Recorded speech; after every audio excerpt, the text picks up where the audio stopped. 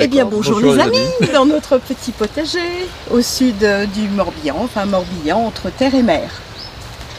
Christian? Alors bonjour, bienvenue chez nous. On va vous faire voir ce qu'on a pu faire cette année, malgré une année au commencement difficile. Et puis il s'est avéré que d'un seul coup tout est parti, donc on déborde de partout. Beaucoup de légumes en tout genre, voilà. Et puis en tout cas, ce qu'on a réussi et puis ce qu'on a appris à faire aussi. Alors je suis Catherine, voilà, ça fait 4 ans qu'on est là. Et j'ai jamais fait de potager, c'est une grande première pour moi.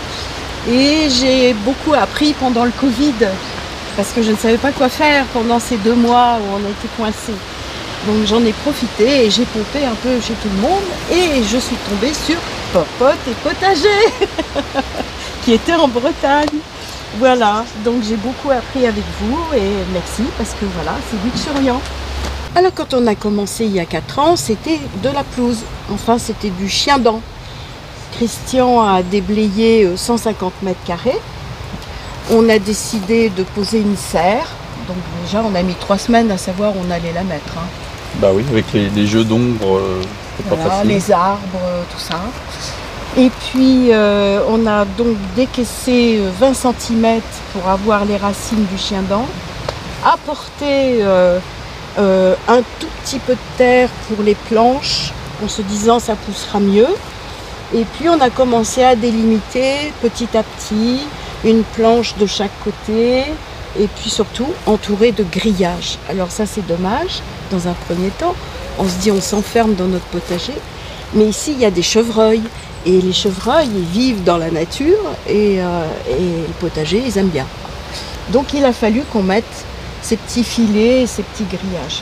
On a fait d'abord un dessin en se disant une allée centrale pour pouvoir passer facilement, des petits passe-pieds et puis on allait sur YouTube pour savoir ce que les uns et les autres faisaient. Alors 40 cm pour les passe-pieds, une grande allée pour la brouette et puis passer plus facilement et puis voilà.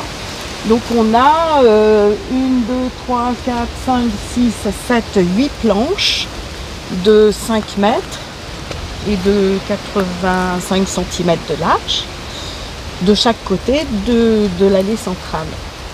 Comme disent les Québécois, ils sont tombés en amour. Christian et Catherine adorent les haricots et les courgettes. Vous allez voir pourquoi. On a habillé les grillages qui entourent le potager avec des haricots Borlotto. Voilà, ça je le conseille, inratable, très bon, goût noisette. Ça se garde bien en plus, donc c'est très bien pour l'hiver. Et puis là devant, c'était des courgettes. En général, c'est un champ de soucis, c'est tout jaune, mais là on est dans un potager de fin d'été. Donc les fleurs, il y en a beaucoup moins. Il reste quelques courgettes par-ci par-là, des rondes de Nice. Un peu de framboises remontantes et là c'était aussi des courgettes et puis là on est passé quand même aux haricots. Donc on a pris cette année des rugalis, ça a bien marché. J'en suis à la 4e récolte, donc on a quand même pas mal de bocaux déjà pour l'hiver.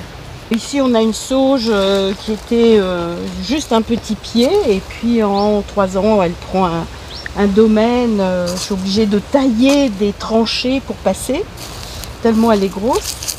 Reste les cosmos, principalement ici on a comme fleurs des mauves, des cosmos, des soucis et puis un mur là de fleurs jaunes et orangées, les capucines géantes. On a commencé par une première planche de fraisier et puis avec tout ce que ça a donné, on a pu en faire une deuxième.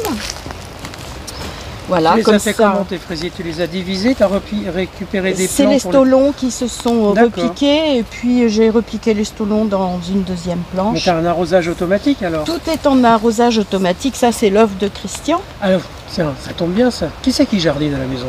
Comment vous êtes organisé? Alors le gros œuvre, c'est Christian.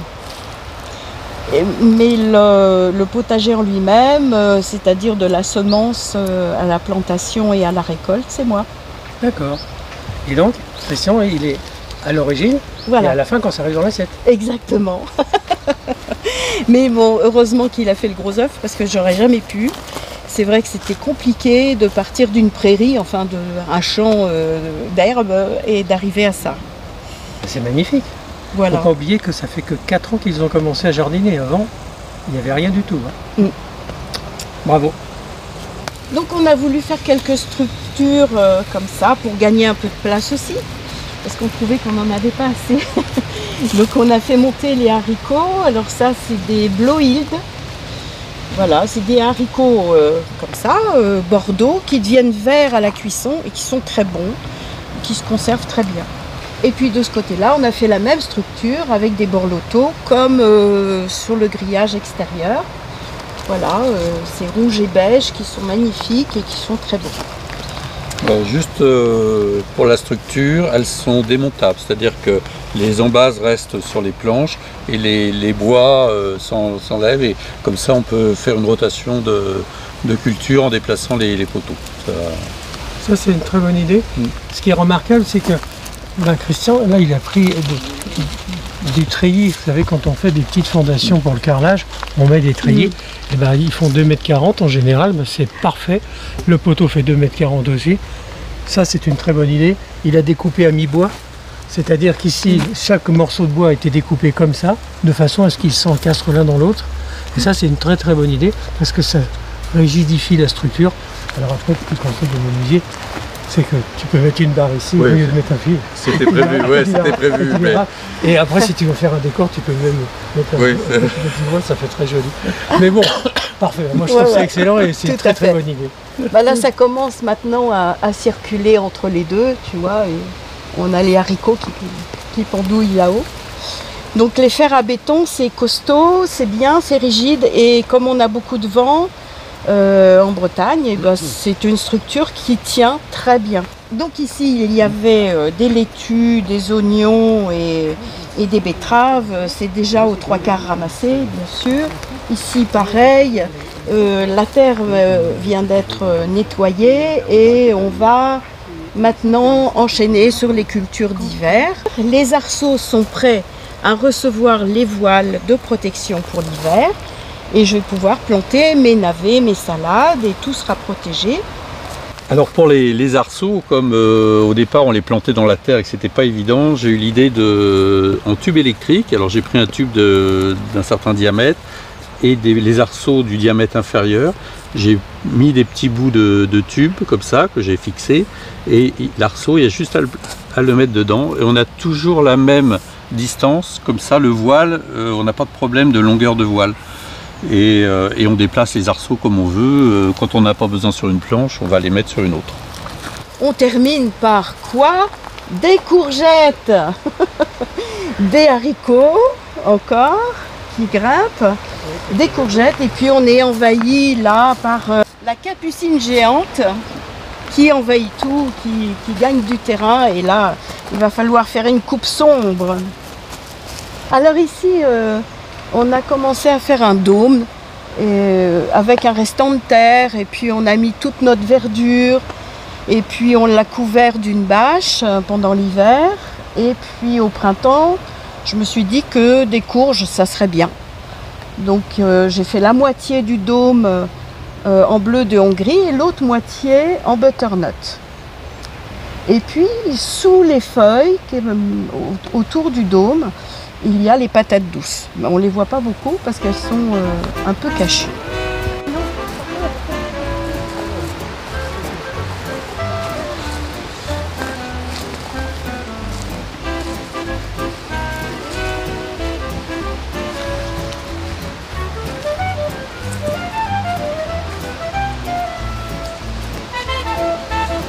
Alors comme je n'avais pas assez de place dans le potager, Christian a fait un très beau bac. Je dois dire que ça c'est sympa de cultiver sans se baisser tout le temps. Et qu'est-ce qu'on y a mis? Des haricots, des courgettes, des courges, des betteraves. Des betteraves, mais elles sont cachées les betteraves. Et j'ai mis ce rouleau de grillage parce que les chevreuils viennent tailler régulièrement. Donc si je veux des haricots, il faut que je les empêche d'aller grignoter.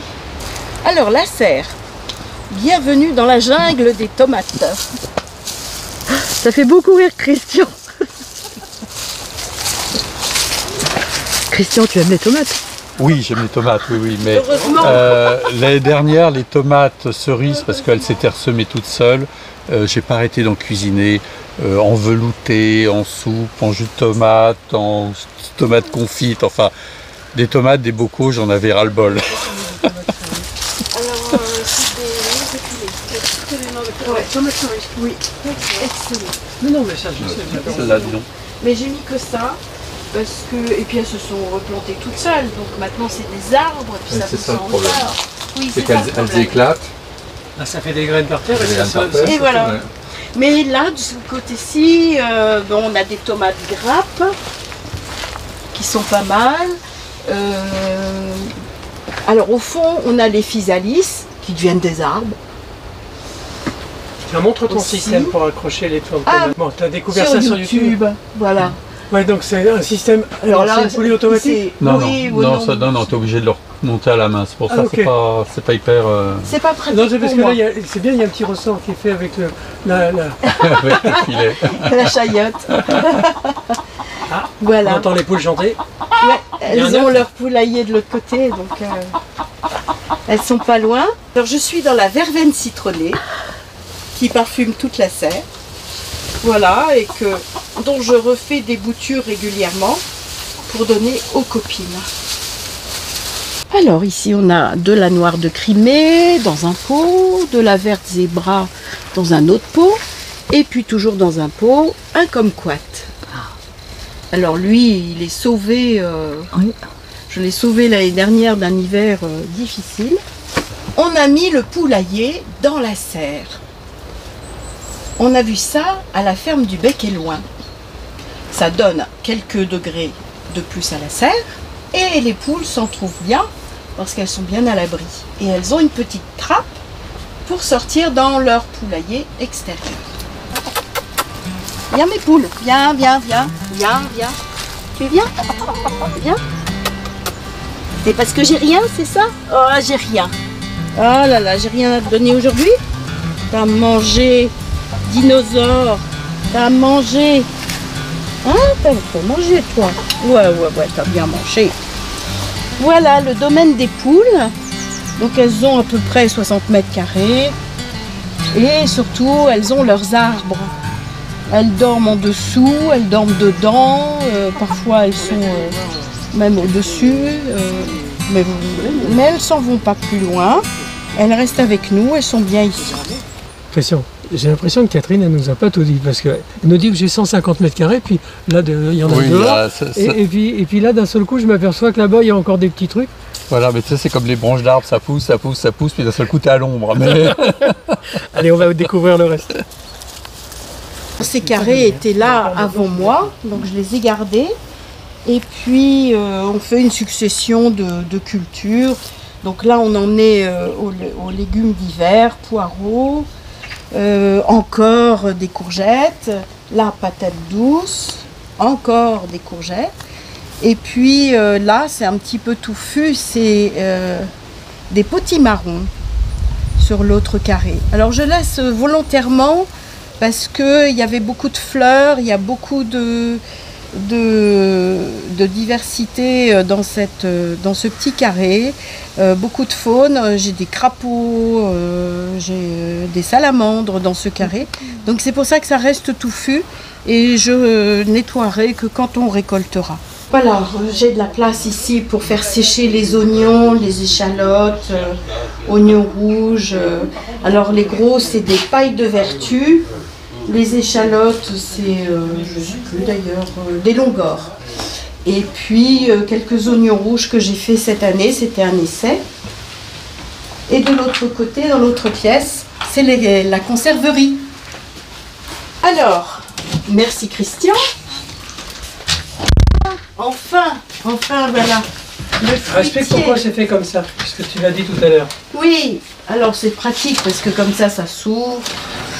Ça contient des courgettes, des pommes de terre, des pommes d'ailleurs, je ne sais plus ce qu'il y a. Et on a grillagé parce que notre problème ici, c'est les rats. Et nous avons beaucoup de petites souris, de musaraignes et de rats.